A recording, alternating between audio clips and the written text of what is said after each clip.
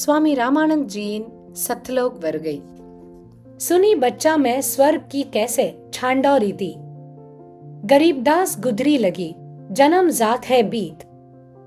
चारी मुक्ति बैकुंठ में जिनकी मोरे चाह। गरीबदास घर अगम की कैसे पाऊं था। हेम रूप जहां धरणी है रतन जड़े बहु शोभ। गरीबदास बैकुंठ कून तन मन हमरा लोभ। शंख चक्र गदा पदम है मोहन मदन मुरारी। गरीबदास मुरली बजे सुरगलोक दरबारी। दूधों की नदियां बगे सेत वक्ष सुभान। गरीबदास मंडल मुक्ति सुरगापुर अस्थान।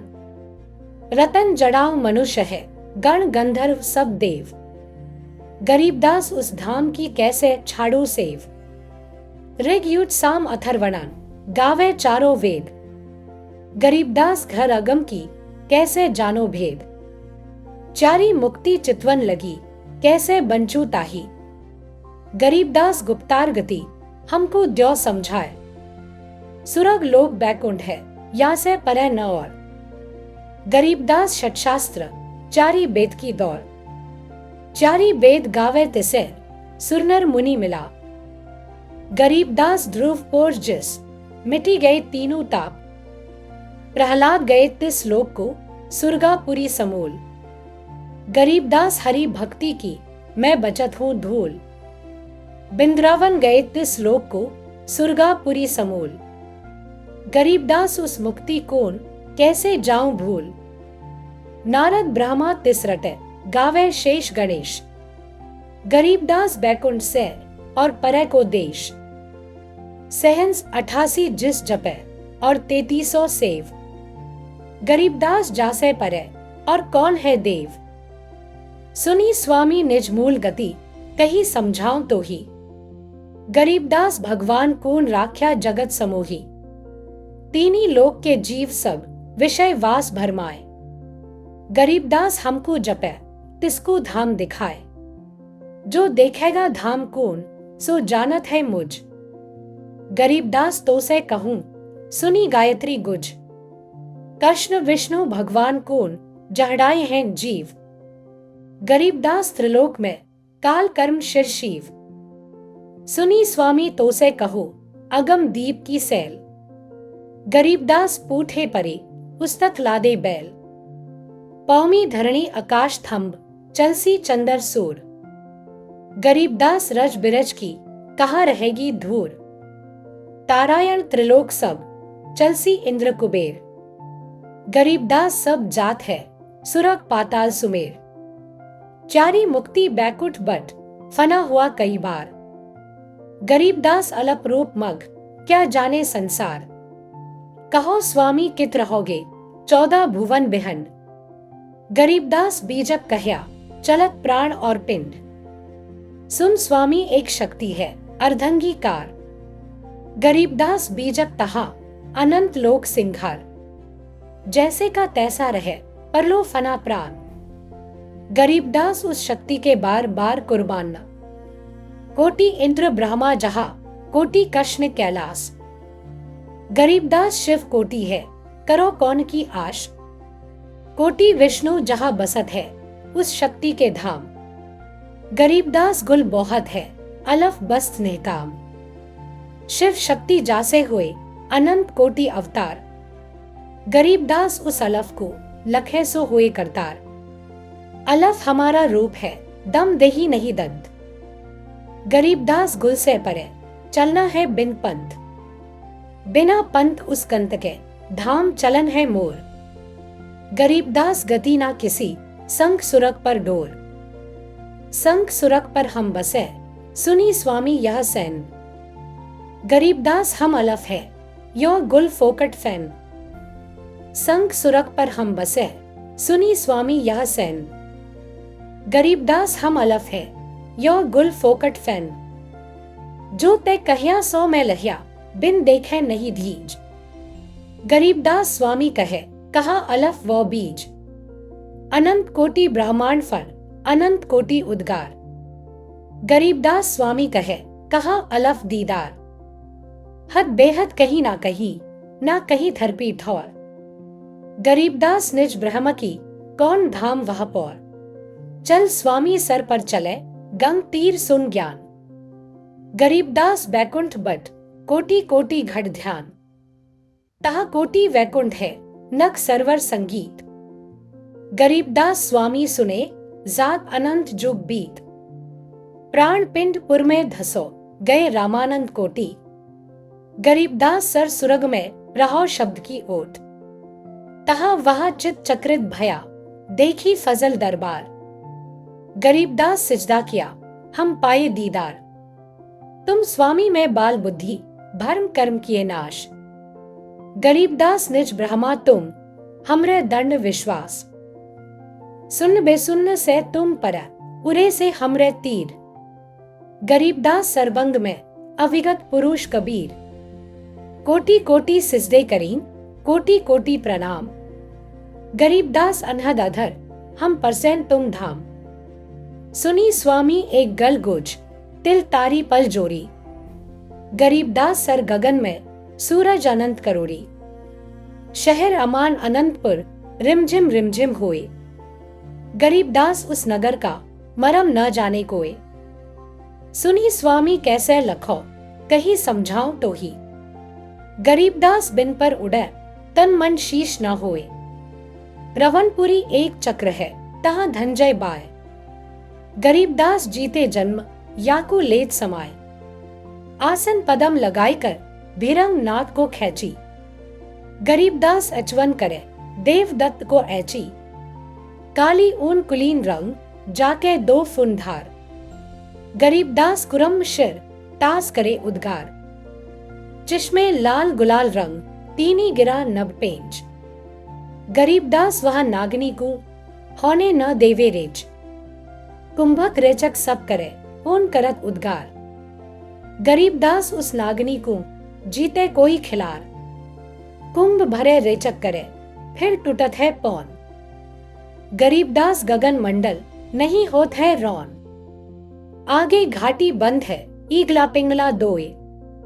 गरीबदास सुषमन खुले तास मिलावा होए, जू का त्यों ही बैठी रहो तजी आसन सब जोग। गरीबदास पल बीच पद सर्व सैल सब भोग, कोटि कोटि बैकुंठ है कोटि कोटि शिव शेष। गरीबदास उस धाम में ब्रह्मा कोटि नरेश, अवादान अमानपुर चली स्वामी तहा चाल। गरीबदास परलो अनंत बहरी न झंपे काल, अमर चीर तहा पहरी है अमर हंस सुख धाम। गरीबदास भोजन अजर चल स्वामी निज धाम, बोलत रामानंद जी सुन कबीर करतार। गरीबदास सब रूप में तुम्ही बोलन हार, तुम साहिब तुम संत हो तुम सदगुरु तुम हंस। गरीबदास तुम रूप बिन और न दूजा अंस, मैं भक्ता मुक्ता भया किया कर्म कुंद नाश। गरीबदास अविगत मिली मेटी मन की बास, दोवु ठौर है एक तू भया एक से दोए। गरीबदास हम कारणे उतरे है मघ जोए, गोष्ठी रामानंद से काशी नगर मंझार। गरीबदास जिंद पीर के हम पाए दीदार, बोले रामानंद जी सुनो कबीर सुभान। गरीबदास मुक्ता भय उतरे पेन अरु प्राण। நீங்கள் இப்போது ஜெகத்குரு தத்துவதர்ஷி சந்த் ராம்பால்ஜி மகாராஜ் எழுதிய ஞானகங்கை புத்தகத்தின் பக்கம் எண் 91 கேட்டுக்கொண்டிருக்கிறீர்கள். பொருள்: கபீர் சாஹிப் அதாவது கபீர்தேவ் சுவாமி ராமானந்தரிடம் நீங்கள் என்ன வழிபாடு செய்கிறீர்கள் என்று கேட்டார். சுவாமி ராமானந்தர் வேதங்கள் மற்றும் கீதையின் முறைப்படி நான் வழிபடுகிறேன் என்றார். கபீர் சாஹிப் வேதங்கள் மற்றும் கீதையின்படி வழிபாடு செய்து எங்கு செல்வீர்கள் என்று கேட்டார். சுவாமி ராமானந்தர் நான் சொர்க்கத்திற்கு செல்வேன் என்றார். கபீர் சாஹிப் சொர்க்கத்தில் என்ன செய்வீர்கள் என்று கேட்டார். அதற்கு சுவாமி ராமானந்தர் அங்கே அன்புமிக்க கடவுள் விஷ்ணு இருக்கிறார், அவரை தரிசிப்பேன். அங்கே பாலாறு ஓடுகிறது, ஒரு கவலையும் இல்லை, மகிழ்ச்சியுடன் இருப்பேன் என்றார்.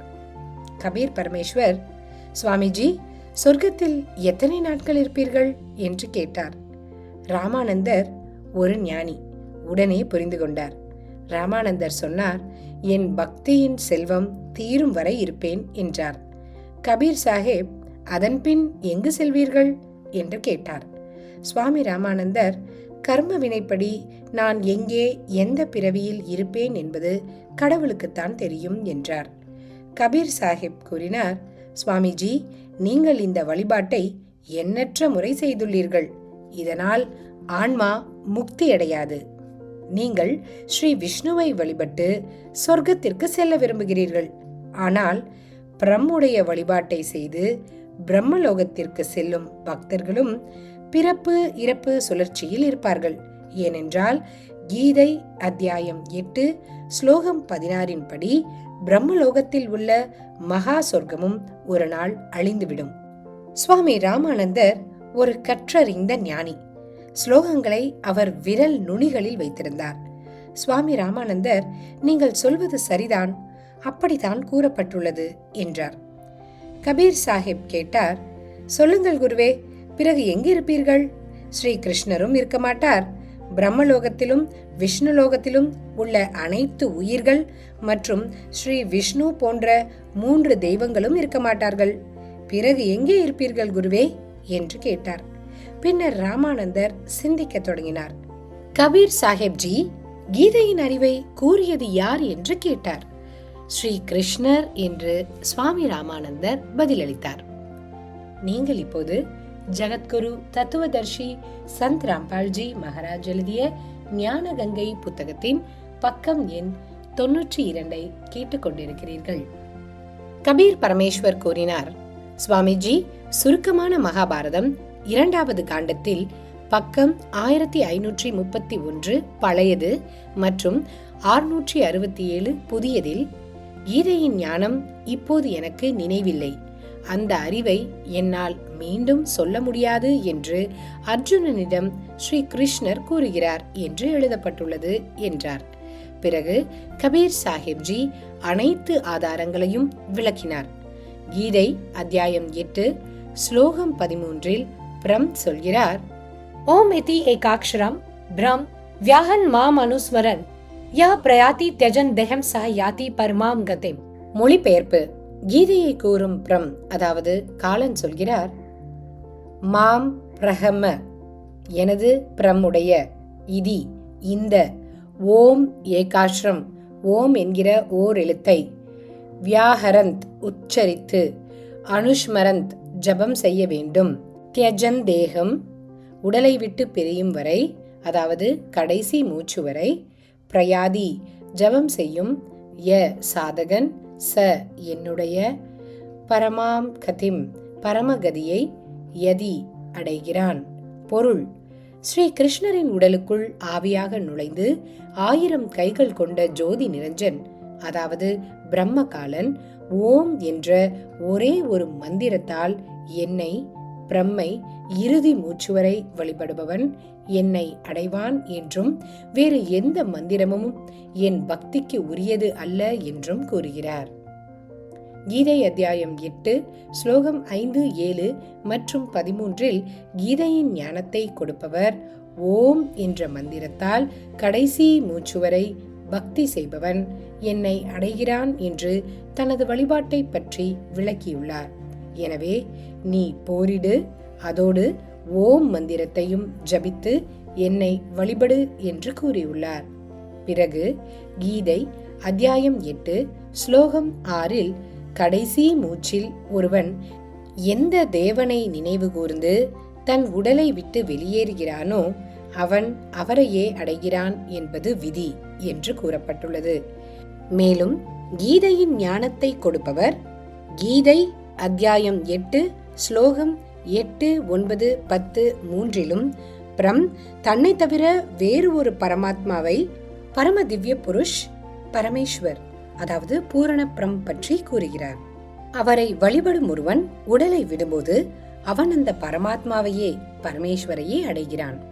அவரிடமிருந்து பூரண முக்தியையும் சத்திய லோகத்தையும் பரம சாந்தியும் அடைகிறான். அதனால்தான் அந்த பரமேஸ்வரரின் சரணடியை நாடி கீதை அத்தியாயம் 18 ஸ்லோகம் 62-66 மற்றும் அத்தியாயம் 15 ஸ்லோகம் 4 நானும் கீதை ஞானம் கூறும் பிரம்மும் அவருடைய சரணடியில் இருக்கின்றேன். எல்லா ஆதாரங்களையும் கண்களால் பார்த்த ராமானந்தர் வியப்பில் ஆழ்ந்தார். எல்லா உண்மையையும் ஏற்றுக்கொண்டார். அவர் சொன்னார், குழந்தாய், நீ சொல்லும் சாஸ்திரங்களின் விஷயம் அனைத்தும் உண்மைதான். அத்தகைய ஞானத்தை எங்களுக்கு இதுவரை யாரும் கொடுக்கவில்லை. நாங்கள் என்ன செய்வது? கபீர் சாஹேப் மேலும் விளக்கினார். புனித கீதையில் அத்தியாயம் 8 ஸ்லோகம் 8, 9 மற்றும் 10 மற்றும் அத்தியாயம் 18 ஸ்லோகம் 62 படித்து பாருங்கள் என்றார். நீங்கள் இப்போது ஜெகத்குரு தத்துவதர்ஷி சந்த் ராம்பால்ஜி மகாராஜ் எழுதிய ஞான கங்கை புத்தகத்தின் பக்கம் எண் 93 கேட்டுக்கொண்டிருக்கிறீர்கள். மேலும் புனித கீதையை கூறும் பிரம் கால் சொல்கிறார், அர்ஜுனா, அந்த பரமாத்மாவிடம் சரணடைந்த பிறகு நீ இறக்க மாட்டாய். அதற்காக அத்தியாயம் 4 ஸ்லோகம் 34 அந்த பரமாத்மாவின் உண்மையான ஞானத்தை அறிந்த குருவை நாடு. அவர் முன் சாஷ்டாங்கமாக வணங்கி பணிவுடனும் கபடமில்லாமல் அவரை வணங்கு. அந்த தத்துவதர்ஷி குரு மகிழ்ச்சி அடைந்தால் அவரிடம் தீட்சை கேள். அப்போது உனக்கு மறுபிறப்பும் இறப்பும் இருக்காது. புனித கீதை அத்தியாயம் 15 ஸ்லோகம் 1 முதல் 4 இந்த உலகம் தலைகீழான மரம் போன்றது. மேலே வேர் ஆதி புருஷ் நித்திய கடவுள் என்றும், கீழே 3 குணங்களின், அதாவது ரஜோகுணம் பிரம்மா, சத்குணம் விஷ்ணு, தமோகுணம் சிவன் ஆகிய 3 குணங்களின் கிளைகள் என்றும் கூறப்பட்டுள்ளது. இந்த உலகம் போன்ற மரத்தின், அதாவது முழு படைப்பின் ஞானம் என்னிடம், பிரம் காலிடம் இல்லை. இங்கே, அதாவது கீதையின் அறிவில் என்னால் உங்களுக்கு பூரண ஞானத்தை கொடுக்க முடியாது. அதற்கு தத்துவதர்ஷி குருவை நாடு. கீதை அத்தியாயம் 4 ஸ்லோகம் 34 அவர் உனக்கு படைப்பின் முழு ஞானத்தையும் எல்லா கடவுள்களின் நிலையையும் சரியாக விளக்குவார். பிறகு அந்த பரமஸ்தானமும் பரமேஸ்வரனையும் நாட வேண்டும். அங்கு சென்றவர்கள் மீண்டும் பிறப்பதோ இறப்பதோ இல்லை, அதாவது பூரண முக்தியை பெறுவார்கள். நானும், அதாவது பிரம் கால் அனைத்து பிரபஞ்சங்களையும் படைத்த அந்த பரமேஸ்வரரின் சரணடியில் இருக்கின்றேன். எனவே அந்த பரமேஸ்வரரை பூஜிக்க வேண்டும் என்று விளக்கினார். சுவாமி ராமானந்தர் சொன்னார், குழந்தாய், உண்மையில் அப்படித்தான் எழுதப்பட்டுள்ளது. ஆனால் சத்தியலோகத்தை பற்றி யாரிடமும் நான் கேள்விப்பட்டதில்லை. அதனால் அது உண்மையா என சந்தேகமாக உள்ளது என்றார். அதற்கு கபீர் சாஹேப், நீங்கள் எப்படி தியானம் செய்கிறீர்கள் என்று கேட்டார். அதற்கு சுவாமி ராமானந்தர், நான் முழு உடலையும் அடக்கி வைத்திருக்கிறேன். தவம் மூலம் உள்ளே இருக்கும் கமலங்களை கடந்து திரிவேணியை, நெற்றி கமலத்தை அடைகிறேன் என்று கூறினார். கபீர் சாஹேப் உடனே, நீங்கள் மீண்டும் ஒரு முறை திரிவேணிக்கு செல்லுங்கள் என்றார். உடனே சுவாமி ராமானந்தர் சமாதி நிலைக்கு சென்று விட்டார். தினசரி செய்வதைப் போல. திரிவேணியை அடைந்த பிறகு 3 வழிகள் வருகின்றன. ஒவ்வொரு பிரபஞ்சத்தில் உள்ள பிரம்மலோகத்தில் நுழையும் போது 3 வழிகள் வருகின்றன. அதுபோல 20 பிரபஞ்சங்களுக்கு மேலே 21வது பிரபஞ்சத்திலும் இதே போன்றுதான் உள்ளது. எதிரில் ஒரு வழி பிரம்மலோகத்தில் ஜோதி நிரஞ்சன் 3 வடிவங்களாக வசிக்கும் 3 ரகசிய இடங்களுக்கு செல்கிறது. கபீர் சாஹேப்ஜி, எதிரில் இருக்கும் பிரம் மந்திரம் வழி உங்கள் மந்திரத்தால் திறக்காது என்றார். இந்த பிரம் மந்திரம் சத்யநாம் மந்திரத்தின் மூலம்தான் திறக்கப்படும் என்றார்.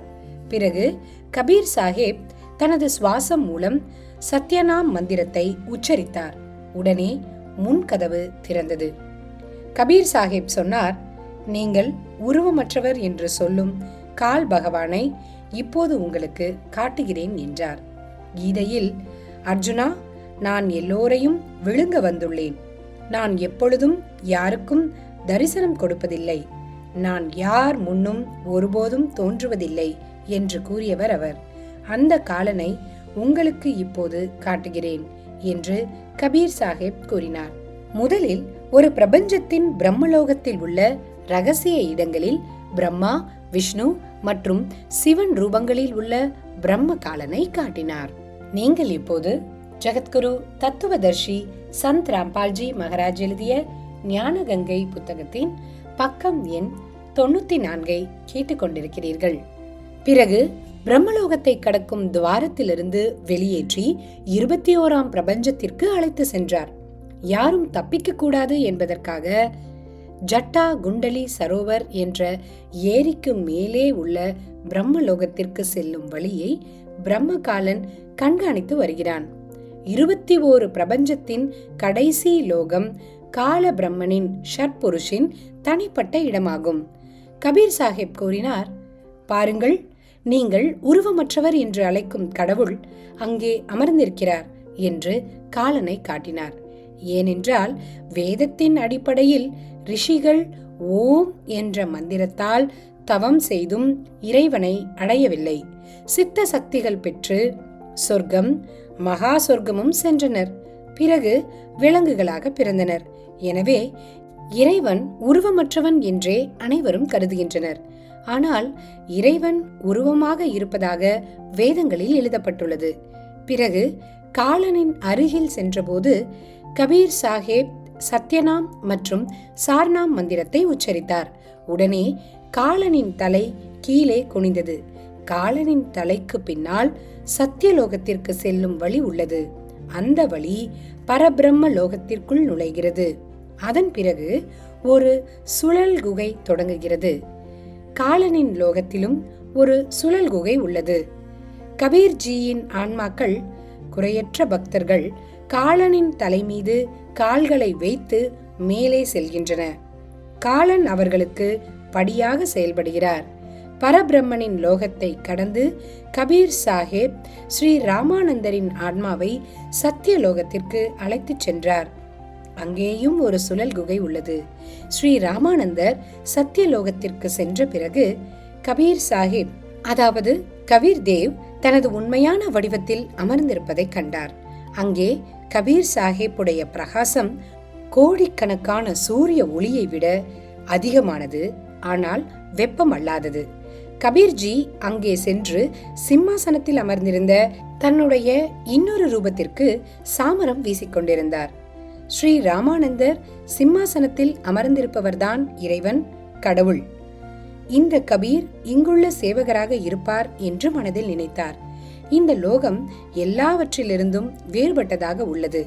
கடவுள் மிகவும் பிரகாசமாக இருக்கிறார் என்று யோசித்துக் கொண்டிருந்த போது கடவுளின் பிரகாசமான ரூபம் சிம்மாசனத்திலிருந்து எழுந்தது மற்றும் 5 வயது குழந்தையின் வடிவில் உள்ள கபீர் பரமேஸ்வரர் சிம்மாசனத்தில் அமர்ந்து கொண்டார். மேலும் கடவுளின் பிரகாசமான ரூபம் குழந்தை வடிவில் உள்ள கபீர் சாஹிப் மீது சாமரம் வீசத் தொடங்கினார். அதன் பிறகு கடவுளின் பிரகாசமான ரூபம் கபீர் சாஹிப்புடைய குழந்தை ரூபத்தோடு ஒன்றிணைந்தது. பிறகு கபீர் பரமேஸ்வர் 5 வயது குழந்தையாக சிம்மாசனத்தில் தனியாக அமர்ந்திருந்தார். சாமரம் தானாகவே வீசிக்கொண்டிருந்தது. பிறகு அவர் ஸ்ரீ ராமானந்தரின் ஆன்மாவை மீண்டும் தனது உடலுக்கு அனுப்பினார். ஸ்ரீ ராமானந்தரின் தியானம் கலைந்தது. எதிரில் கபீர் சாஹிப் 5 வயது குழந்தையின் வடிவில் அமர்ந்திருப்பதை கண்டார்.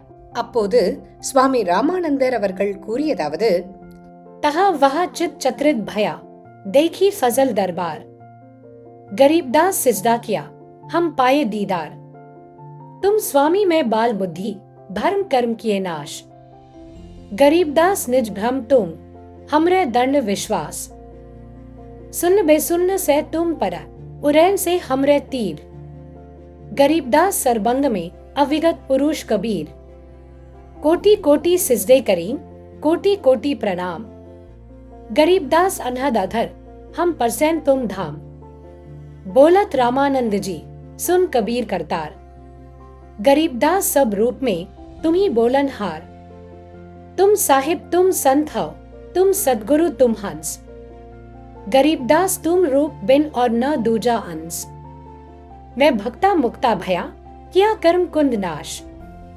गरीबदास अविगत मिले मेटी मन की बास। दोवु थौर है एक तू भया एक से दोए। गरीबदास हम कारणे उतरे है मग जोए। बोलत रामानंद जी सुन कबीर करतार। गरीबदास सब रूप में तू ही बोलनहार। சுவாமி ராமானந்தர், இறைவா, கபீர் பரமேஸ்வரா, கபீர் கர்த்தரே, அனைத்தையும் படைத்தவரே, நீங்கள் எங்கும் நிறைந்த பூரண பரமேஸ்வரர் என்று கூறினார். दवु थोड़ है एक तू भया एक से दो। गरीबदास हम कारणे आए हो मग जो। பரமேஸ்வர் கபீரே, நீங்கள் சத்தியலோகத்திலும் என் முன்னேயும் இருக்கிறீர்கள். ஒன்றிலிருந்து 2 வடிவங்களைக் கொண்டு எங்களுக்காக இங்கு வந்துள்ளீர் என்றார். मैं भक्ता मुक्ता भया कर्म कुंड भय नाश। गरीबदास अविगत मिले मिट गई मन की बांस। 104 வயது கொண்ட மகான் சுவாமி ராமானந்தர் 5 வயது பாலகனான கபீர் பரமேஸ்வரிடம், உங்கள் சேவகனான நான் மோட்சம் பெற்றுவிட்டேன் என்று கூறுகிறார். என் மனதில் இருந்த சந்தேகங்களும் விலகிவிட்டன. பரமாத்மாவின் உண்மையான உருவத்தை தரிசித்து விட்டேன். இறைவா, கபீர்தேவ், 4 புனித வேதங்களும் புனித கீதையும் உங்கள் புகழையே பாடுகின்றன. கபீர் பரமேஸ்வர் அவரே இவ்வாறு கூறியுள்ளார். बेद हमारा भेद है मैं ना वेदन के मांगी। जिस बेद से मैं मिलूं बेद जानते नाही। பொருள்: 4 புனித வேதங்களில் பரமாத்மாவை பற்றிய ஞானம் உள்ளது. ஆனால் வழிபாட்டு முறை பிரம்மகாலன் ஜோதி நிரஞ்சன் வரை மட்டுமே உள்ளது. பரமேஸ்வர் கபீர்தேவின் வழிபாட்டு முறை மற்றும் தத்துவ ஞானத்தை பரமாத்மா தானே அல்லது அவருடைய உண்மையான பிரதிநிதியான தத்துவதர்ஷி குருவால் மட்டுமே சொல்ல முடியும் என்று புனித வேதங்களிலும் புனித கீதையிலும் கூறப்பட்டுள்ளது. அவரிடமிருந்து தீட்சை பெறுவதன் மூலம் பூரண முக்தியும் பரம சாந்தியும் பெறப்படுகிறது. நீங்கள் இப்போது ஜகத்குரு தத்துவதர்ஷி சந்த் ராம்பால்ஜி மகாராஜ் எழுதிய ஞானகங்கை புத்தகத்தின் பக்கம் எண் 96 கேட்டுக்கொண்டிருக்கிறீர்கள். புனித சாஸ்திரங்களும் கபீர் பரமேஸ்வரரின் கபீர்தேவின் சாட்சி. கபீர் பரமேஸ்வரர் முஸ்லிம்களை தவறாக கூறவில்லை. புனித குரான் ஷெரீப்பை குறை கூறவில்லை. குரான் ஷெரீப்பின் உண்மையான அறிவுக்கு மாறாக சமூகத்தை வழிநடத்தும் காஜிகளையும் முல்லாக்களையும் மட்டுமே அவர் சாடியுள்ளார். புனித வேதங்களின் உரையாசிரியர் பிரம்மகாலன் கூறுவது, பூரண பரமாத்மா கபீர்தேவனை பற்றி சிலர் பிறப்பால் அவதார வடிவில் வருகிறார் என்று நம்புகிறார்கள். சிலர் அவரை உருவமற்றவர், பிறக்காதவர் என்று நம்புகிறார்கள். அதை பற்றிய தீரானாம் தத்துவதர்ஷி குரு மட்டுமே சொல்வார்கள். அதை பற்றி எனக்கு பிரம்முக்கு தெரியாது என்று கூறுகிறார். யஜுர்வேதம் அத்தியாயம் 40 மந்திரம் 10. அதன் ஆதாரம் புனித கீதை அத்தியாயம் 4 ஸ்லோகம் 34 மற்றும் அத்தியாயம் 15 ஸ்லோகம் 1-4 வரை உள்ளது. அந்த தத்துவதர்ஷி குருவை அடையாத வரை மோட்சம் என்பது சாத்தியமற்றது. அந்த தத்துவதர்ஷி குரு இப்போது வந்திருக்கிறார். இந்த தத்துவதர்ஷி சந்த் ராம்பால்ஜியை அடையாளம் காணுங்கள். புனித குரான் ஷெரீப்பில் ஆதாரம். புனித குரான் ஷெரீப்பில் அத்தியாயம் சூரத் புர்கானி எண் 25 ஆயாத் 52 முதல் 59 வரையில் உண்மையில் இபாதகி கபீரா, கபீர் அல்லாஹ் பூஜிக்க தகுதியானவர் என்று கூறப்பட்டுள்ளது. மேலும் 6 நாட்களில் பிரபஞ்சத்தை படைத்து 7வது நாள் சிம்மாசனத்தில் அமர்ந்த அதே பூரண பரமாத்மா தான் இந்த கபீர். அவரை பற்றி பாகவரிடம், அவரை முழுமையாக அறிந்தவரிடம் கேளுங்கள். புனித குரான் ஷெரீப்பை விவரிக்கும் அல்லாஹ் தானும் கபீர் என்ற வேறு கடவுளை சுட்டிக்காட்டி, பூரண பரமாத்மா கபீரை பற்றி எனக்கும் தெரியாது, அவரை பற்றி தத்துவதர்ஷி குருவிடம் பாகவரிடம் கேளுங்கள் என்று கூறுகிறார். கபீர்தேவ் இதைத்தான் கூறினார். நானே பூரண பரமாத்மா, அல்லாஹ் கபீர் அக்பிரு. நானே எனது ஞானத்தின் தூதனாக வந்துள்ளேன். என்னை அறிந்து கொள்ளுங்கள். ஆனால் முந்தைய ஆச்சாரியர்கள் கடவுளின் உண்மையான ஞானத்தை மக்களுக்கு சென்றடைய விடவில்லை. கபீர் படிக்காதவர், அவருக்கு சமஸ்கிருதம் தெரியாது, நாங்கள் படித்தவர்கள் என்று சொல்லிக் கொண்டிருந்தார். இதனால் முன்பு பக்தர்களின் பாதை மாறியது.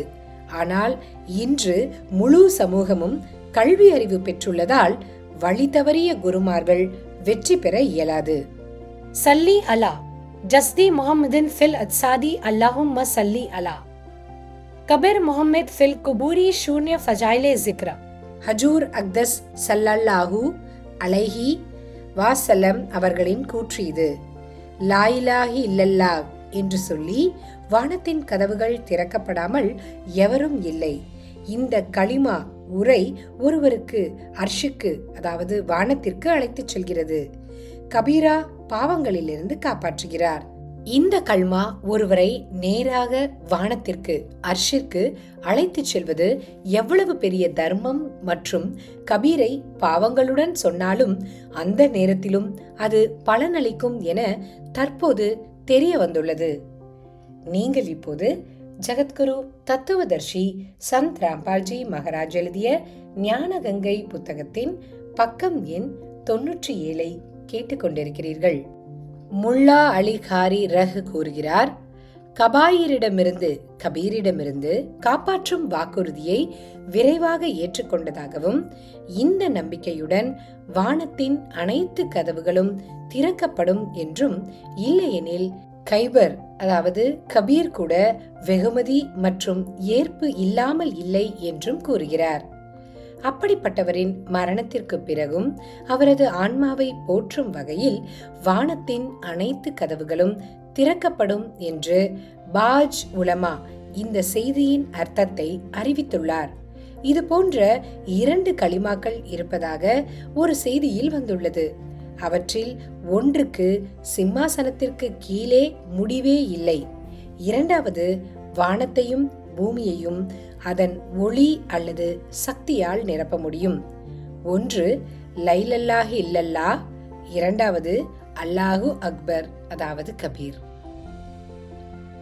புனித வேதங்களில் உள்ள ஆதாரம். கபீர் தேவ் தனது ஞானத்தின் தூதராக தானே வந்து அவரது தத்துவ ஞானத்தை அவரே வழங்குகிறார். கபீர் தேவ், கபீர் பரமேஸ்வரர் அவர்களே தனது புனித உரையில் கூறியிருக்கிறார். உரை. अविगत से चलाए कोई मेरा भेद मर्म नहीं पाया, न मेरा जन्म न गर्भ बसेरा बालक हो दिखलाया, काशी नगर जल कमल पर डेरा वहां जुलाहे ने पाया, मात पिता मेरे कुछ नाही ना मेरे घर दासी पत्नी, जुल्हा का सुतान कहाया जगत करे मेरी हासी, 5 तत्व का धड़ नहीं मेरा जानो ज्ञान अपारा, सत्य स्वरूपी वास्तविक नाम साहिब पूर्ण प्रभु का सोई नाम हमारा, अधर द्वीप ऊपर सत्यलोक में गगन गुफा में तहां निज वस्तु सारा, ज्योत स्वरूपी अलख निरंजन ब्रह्मा भी धरता ध्यान हमारा, हाड़ चाम लहू नाम मेरे कोई जाने सत्य नाम उपासी, तारन तरन अभय पद दाता मैं हूं कबीर अविनाशी. மேற்கூறிய உரையில் கபீர் பரமேஸ்வரர் சொல்கிறார், எனக்கு மனைவி இல்லை, என் உடல் ஐம்புலங்களால், அதாவது எலும்பு, சதை, இரத்த நரம்புகளால் பின்னிய உடல், இந்த ஐம்புலங்களால் அமைந்துள்ள உடல் அல்ல. நீங்கள் இப்போது ஜகத்குரு தத்துவதர்ஷி சந்த் ராம்பால்ஜி மகாராஜ் எழுதிய ஞானகங்கை புத்தகத்தின் பக்கம் எண் 98 கேட்டுக்கொண்டிருக்கிறீர்கள். நான் சுயம்பு, அதாவது சுயமாக தோன்றியவன். காசியில் லகர்தாரா என்ற குளத்தில் ஒரு தாமரை மீது குழந்தை வடிவத்தில் தோன்றினேன். அங்கிருந்து நீரு என்ற நெசவாளர் என்னை எடுத்து சென்றார். பரமேஸ்வரரின் உண்மையான பெயர்தான் வேதங்களில் கபீர் தேவ், குரு கிரந்த் சாஹிப்பில் ஹக்கா கபீர் மற்றும் குரான் ஷெரீஃபில் அல்லா கபீர். இவைகள்தான் எனது பெயர். நான் மேலே ரித்தாமில் சத்தியலோகத்தில் வசிக்கிறேன். உங்கள் கடவுள் ஜோதி நிரஞ்சனும் பிரம்மும் என்னை பூஜிக்கிறார். இதன் ஆதாரம் சத்யார்த் பிரகாஷ் நூலின் 7வது சாமுல்லாஸ், பக்கம் 152 முதல் 153 வரை, தீனா நகர், பஞ்சாப் வெளியீட்டில் உள்ளது. சுவாமி தயானந்தர் யஜுர்வேதம் அத்தியாயம் 13, மந்திரம் 4 மற்றும் ரிக்வேதம் மண்டலம் 10, சூக்தம் 49, மந்திரம் 1 ஆகியவற்றை மொழிபெயர்த்துள்ளார். இதில் வேதங்களை கூறும் பிரம் கூறுகிறார், மனிதர்களே, படைப்பிற்கு முன் அனைத்தையும் படைத்து அனைவரின் எஜமானராக இருப்பவன், எதிர்காலத்திலும் இருப்பவன், அவனே முழு பிரபஞ்சத்தையும் உருவாக்குகிறான். அந்த மகிழ்ச்சி தரும் பரமாத்மாவை நாங்கள் பிரம்மும் மற்ற தேவர்களும் வழிபடுவது போல நீங்களும் வழிபட வேண்டும். ஆதாரம் 1, புனித யஜுர்வேதம் அத்தியாயம் 29, மந்திரம் 25. समिद्धो अद्य मनुष्यो दुरोणे देवो देवान्यत्सि जातवेदा आच्चा वह मित्रम हश्चिकित्वान्त्वम दूता कविर्सी प्रचेता. மொழிபெயர்ப்பு. அத்திய இன்று, அதாவது தற்சமயம், துரோண உடல் என்னும் மாளிகையில் மனுஷ் தவறான வழிபாட்டில் மூழ்கியிருப்பவர்களின் சமித்த தீங்கு விளைவிக்கும் தற்போதைய சாஸ்திர முறையற்ற வழிபாடு சாதகனின் வாழ்க்கையை அழித்து விடுகிறது. அதற்கு பதிலாக தேவான் தெய்வங்களின் தேவ தெய்வம், ஜாத் வேத பூரண பரமாத்மா சத்திய புருஷின் உண்மையான யஜ் வழிபாடு அசி இருக்கிறது. இரக்கமுள்ள மித்திரமாக உயிர்களின் உண்மையான துணையான பூரண பரமாத்மாவின் சிகித்வான் சிறந்த ஞானம், அதாவது உண்மையான பக்தியை தூதரின் வடிவில் வக கொண்டு வருபவர், ச மற்றும் பிரசேதா போதிப்பவரும், துவம் நீங்களே, கபீர் தேவ் அதாவது கபீர் பரமேஸ்வரரே, கபீர் அசி ஆவீர். பொருள்: சாஸ்திரங்களுக்கு மாறாக வழிபாட்டில் பக்தர் சமூகத்தை வழிநடத்தப்படும் போது கபீர் தேவ் கபீர் பரமேஸ்வர் தத்துவ ஞானத்தை வெளிப்படுத்துகிறார். ஆதாரம் 2, புனித சாமவேதம் எண் 1400, எண் 359, அத்தியாயம் 4, கண்டம் 25, ஸ்லோகம் 8. पुराम भिन्दुर्युवा कविर मितौजा अजायत इंद्रो विश्वस्य कर्मणो धर्ता वज्री पुरुष्टुता. पुराम भिन्दुर्युवा विरमित औजा अजायत इंद्रः विश्वस्य कर्मणः धर्ता वज्री पुरुष्टुता.